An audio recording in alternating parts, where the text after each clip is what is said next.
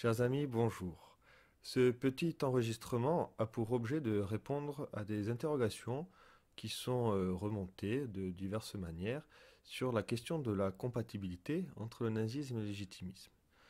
La question elle-même pourra sembler incongrue à ceux qui connaissent la doctrine légitimiste, l'histoire de notre tradition, la Révolution et la doctrine catholique, puisque, en conclusion, il est assez normalement évident que le nazisme et le légitimisme ne sont pas simplement incompatibles, mais sont tout à fait à l'opposé, entre une pensée contre-révolutionnaire du côté du légitimisme et une autre pensée, une idéologie révolutionnaire du côté du nazisme. Mais les temps présents, compliqués et pleins de confusion, n'aident pas forcément à y voir clair, en particulier pour ceux qui commencent à découvrir notre tradition, à découvrir la religion catholique, ou les plus jeunes. Donc ce petit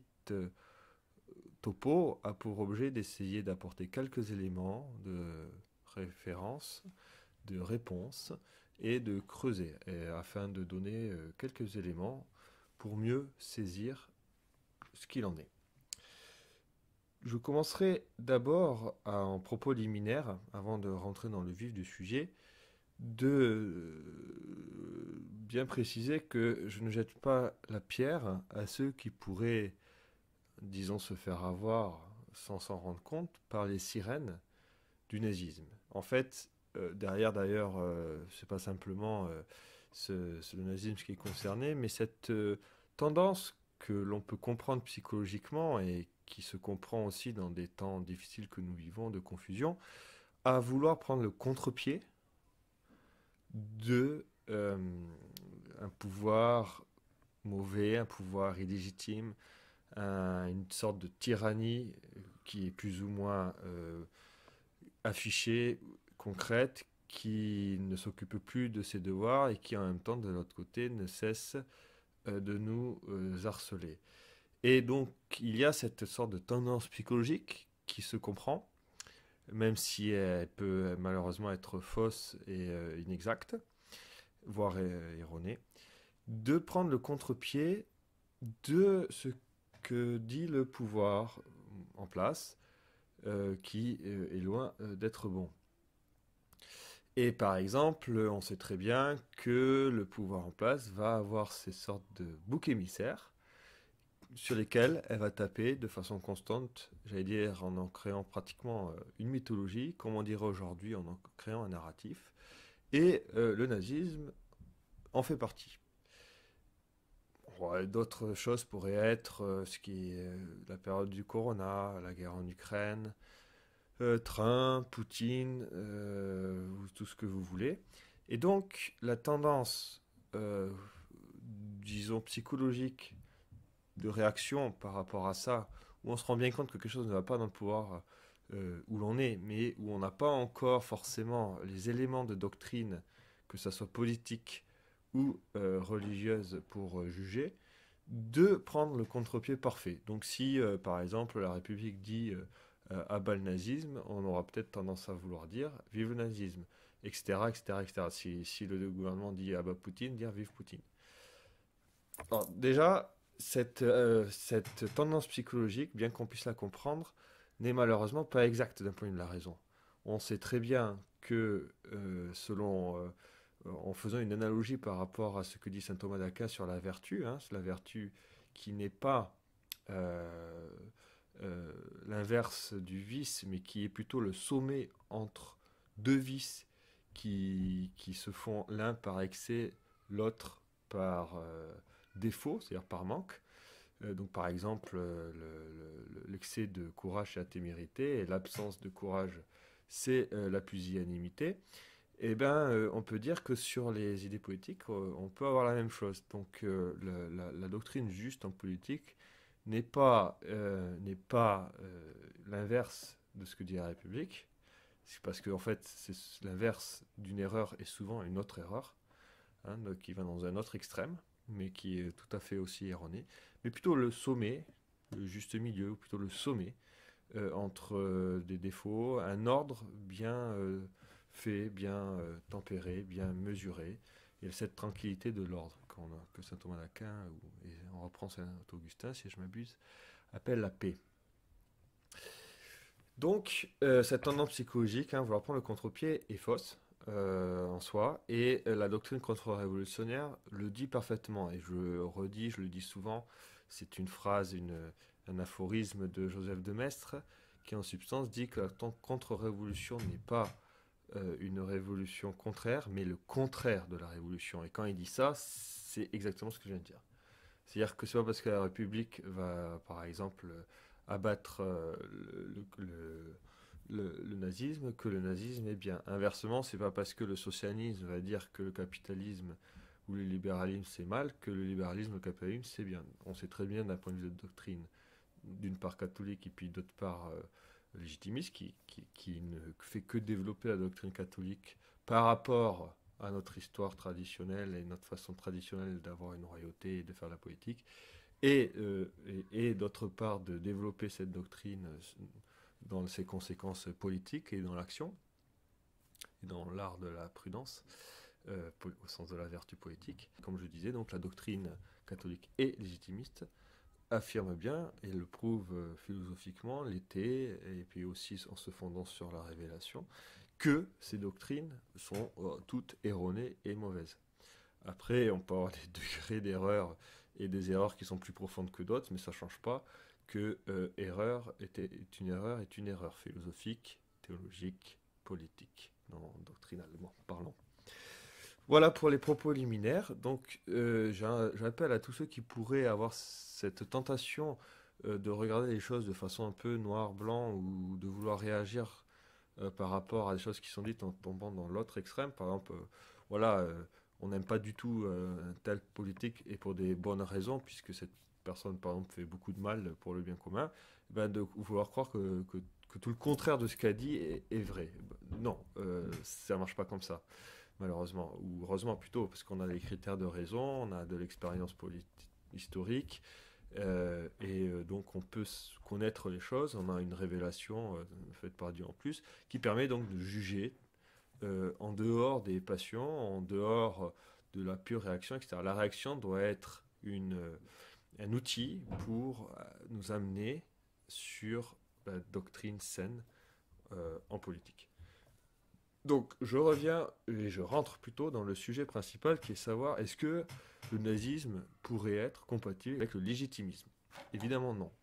Alors, la première raison, c'est que le nazisme est complètement incompatible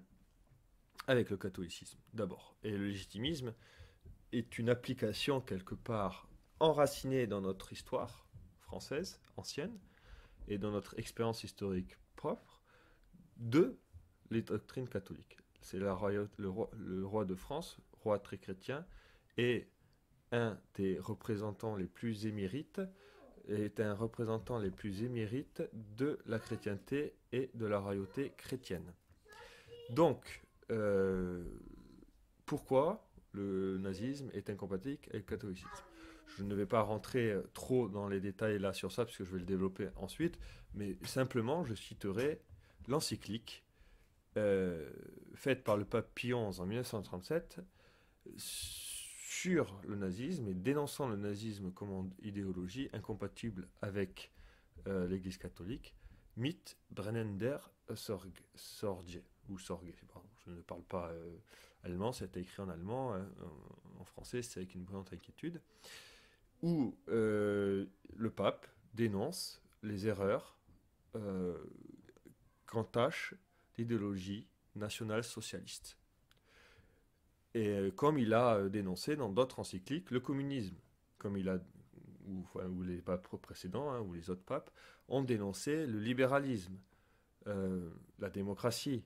et les droits politiques tels que l'entend le nouveau droit, tels que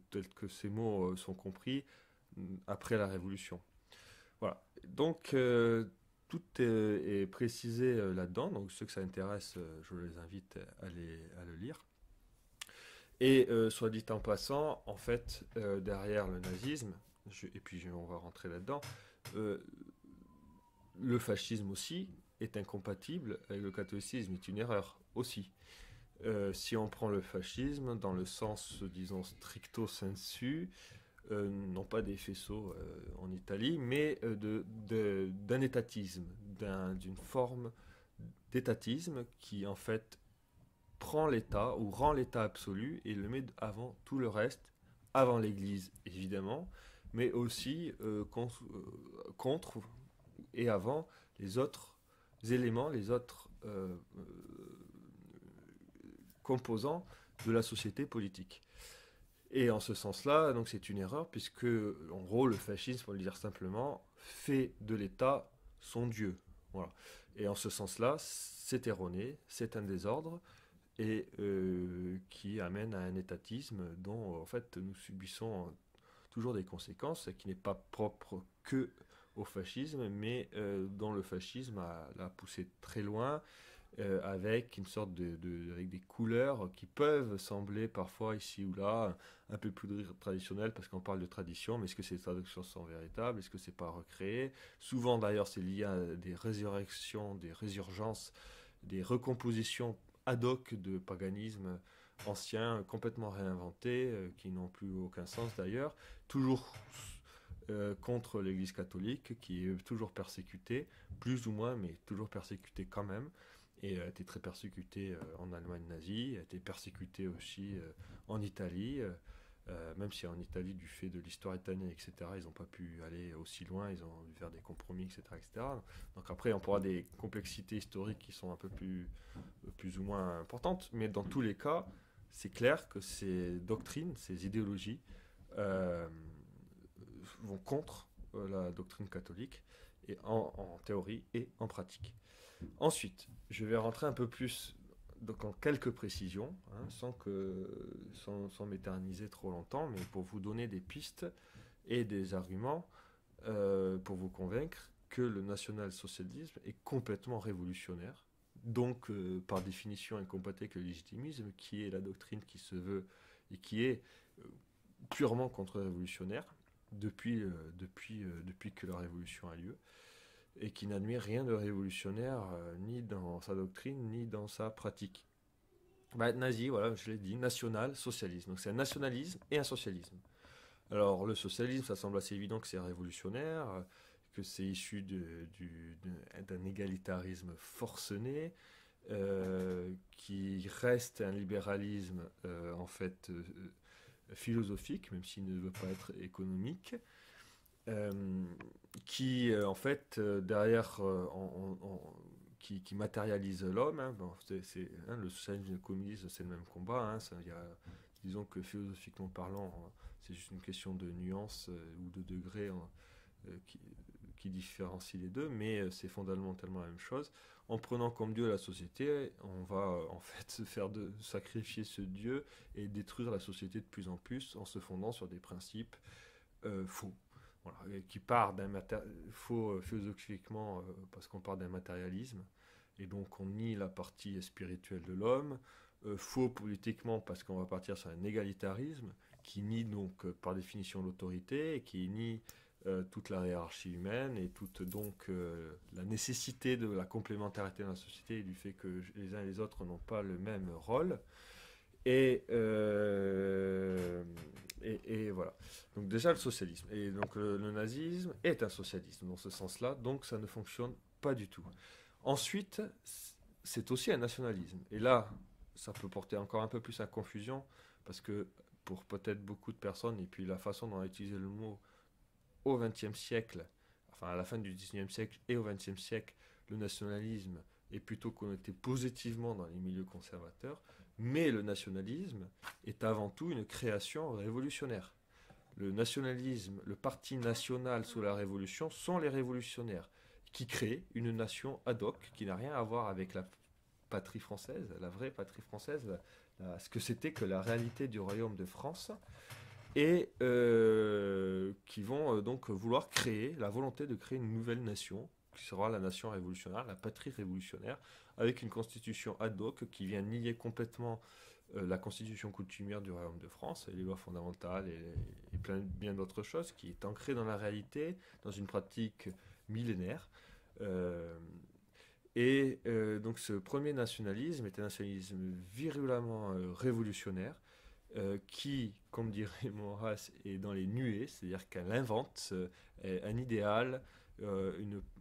patrie rêvée, une citoyenneté idéale qui ne correspond ni à la réalité humaine ni à la réalité politique du pays, qui se fonde sur des principes philosophiques issus des Lumières qui sont faux, que ce soit démocratie,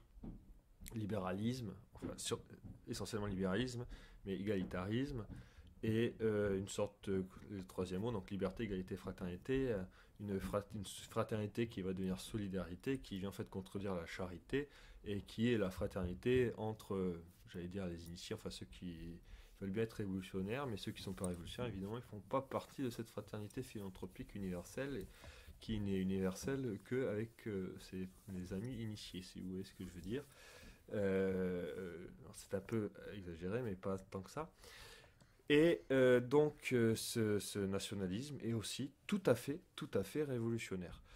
Et le nationalisme allemand en particulier, qui est en plus issu euh, de plusieurs courants qui sont tout à fait révolutionnaires, plus les uns que les autres, d'un romantisme allemand qui est issu, évidemment, c'est toujours pareil, hein, il y a toujours une part de vérité là-dedans, dans le sens, il y a une part de... On peut comprendre pourquoi c'est né, puisque ça s'est fait en opposition au début à Napoléon et aux invasions napoléoniennes, avec cette réaction de vouloir recréer une patrie allemande, une nation allemande qui n'existe pas vraiment, qui n'a jamais été unie politiquement dans l'histoire, qui était avant tout chrétienne, mais à partir de là, et puis avec des idées nouvelles, etc., on va vouloir créer une sorte d'idéal type allemand, ad hoc, rêvé, qui ne correspond pas à toutes les réalités, qui ne correspond pas à tout le monde, et qui surtout va devenir, euh, donc qui est romantique, donc qui va devenir de plus en plus rêvé, imaginé, sur des choses recréées ad hoc, et païen, j'insiste lourdement sur ce fait, c'est-à-dire qui et toute la philosophie allemande du XIXe siècle et le fondateur, enfin plutôt l'inspirateur du régime nazi d'un point de vue philosophique, il y en a plusieurs, mais Nietzsche est important, c'est typiquement la légitimation de principes païens, faux, la force pour la force, la virilité pour la virilité, la loi du plus fort, et qui arrive derrière sur un nihilisme destructeur, avec un racisme racialiste, absolument racialiste, et qui ne peut conduire que à en fait une négation de certaines parties de l'humanité, de personnes, de réalité, qui est toujours anticatholique, et qui fait exactement la même chose que la Révolution. Et donc le nazisme allemand refait exactement ce que fait la Révolution française. Elle va nier le catholicisme et le persécuter, nier en fait les structures traditionnelles de la société allemande, sachant que l'Allemagne est un nouveau pays. Hein. Avant, c'était une constellation de plein de petits pays souverains les uns les autres qui étaient contenus dans quelque chose de très large qui s'appelait le Saint-Empire germanique. Et du fait, malheureusement, des guerres révolutionnaires, de Napoléon, et de la très mauvaise politique de Napoléon III, et par l'intelligence de quelqu'un comme Bismarck, a été uni d'abord sous l'égide de la Prusse, qui était protestante, et donc pas très catholique, mais avec un pays qui existait, mais qui a imposé sa domination à tout le reste de l'Allemagne. Et puis derrière, avec la défaite, la très mauvaise paix, traité de Versailles. Donc on comprend pourquoi le régime nazi a émergé, si vous voulez, mais ça ne change pas le fait qu'il se fonde sur des très mauvais principes et qu'il est faux. Hein, comme Jacques Bainville le prévoyait le traité de Versailles, dans son écrit majeur que je vous conseille de lire, vraiment, c'est les conséquences politiques de la paix. Il prévoit que quelqu'un du type de Hitler va émerger. Donc évidemment, il ne sait pas vraiment que ça sera le nazisme et tout ça, mais en fait, il y avait déjà toutes les bases de cette fermentation qui va se faire pour le pire et qui va se fonder donc sur des erreurs philosophiques majeures. Par exemple, la philosophie de Nietzsche, les Lumières, ça reprend les Lumières, le romantisme, le nationalisme, le socialisme. Et c'est pas parce que, par exemple, ils ont persécuté des communistes qu'ils ne sont pas aussi un peu communistes, quelque part, enfin, en tout cas socialistes. Tout ça, les deux mots, voilà, nationalisme et socialisme, ce sont des choses complètement révolutionnaires. Voilà, et qui en plus va aussi reprendre le racisme des Lumières, appliqué à des choses tout petit peu différentes, mais pas tellement non plus. Il y a de très très bonnes études, des très bonnes études sur d'ailleurs les Lumières et leur racisme à l'encontre des Noirs, des Juifs, etc. Bah, tout ça, finalement, ça va se retrouver dans ce nationalisme allemand, qui, au passage, est tout à fait d'ailleurs différent et incompatible, et non seulement avec le légitimisme, mais même avec ce qu'on appelait le nationalisme à la même époque, enfin plutôt à la fin du 19e siècle, du 20e siècle, avec l'Action française, etc., qui n'était pas du tout le même nationalisme, il y a eu des tendances romantiques, etc., mais l'Action française en son époque, avant les légitimistes, en France le nationalisme, disons de droite, qui n'était plus révolutionnaire à la fin du 19e siècle, malgré le fait qu'il ait pris quelques petites couleurs révolutionnaires, était tout à fait étranger, il y avait une certaine répulsion doctrinale pour tout ce qui était justement nationalisme révolutionnaire, fascisme, donc contre l'étatisme, contre le romantisme, et évidemment contre le socialisme aussi. Et c'est assez, comment dire, j'allais dire désolant, mais c'est-à-dire que ça montre aussi certainement un état de dégradation de notre époque, que on arrive à tomber dans la simplicité d'avoir oublié en fait notre histoire et de se dire, arriver à se dire, je sais pas moi, nationaliste ou voire nazi, alors que en France, déjà on n'a rien à voir avec la choucroute, et deuxièmement, c'est tout à fait étranger à notre tradition, ne serait-ce que récente, sur cet aspect-là, et si on est légitimiste, alors c'est encore plus marqué, puisque pour éviter justement les confusions et les mauvaises compréhensions, on préfère éviter les mots de nationalisme, de romantisme, de patriotisme, qui sont tous des mots connotés euh, par la Révolution, et de toujours, toujours, toujours bien préciser que le légitimisme, c'est faire le contraire de la Révolution et non pas une révolution contraire. Donc c'est pas simplement nier quelque chose de mauvais qui est en face pour tomber en fait sans s'en rendre compte ou en se rendant compte dans quelque chose de mauvais de l'autre côté, d'un point de vue doctrinal, mais c'est de réapporter, de reproposer, de réaffirmer la doctrine saine, qui est d'avoir un réalisme, c'est-à-dire l'homme, qu'est-ce que c'est? Un corps, une âme, fait par Dieu pour aller au ciel, mais qui a une réalité naturelle et politique, hiérarchique et autorité, euh, sexuée, avec des rôles différents, etc. etc. Donc de se fonder dans ce réalisme politique, et bien affirmer que donc tous les hommes sont des hommes, que même les hommes méchants sont des hommes quand même, que même les hommes pécheurs sont des hommes quand même, et que dans une société politique, il y a tous les hommes qui sont dedans, qu'il y a des choses comme la justice, comme la miséricorde, et que le but de la politique, c'est de travailler pour le bien commun, pour aider, les, pour protéger les justes, pour récompenser les justes, pour punir les méchants et les criminels, mais pour leur amendement, pas pour se venger, pas pour se venger à la place de Dieu ou je ne sais quoi, simplement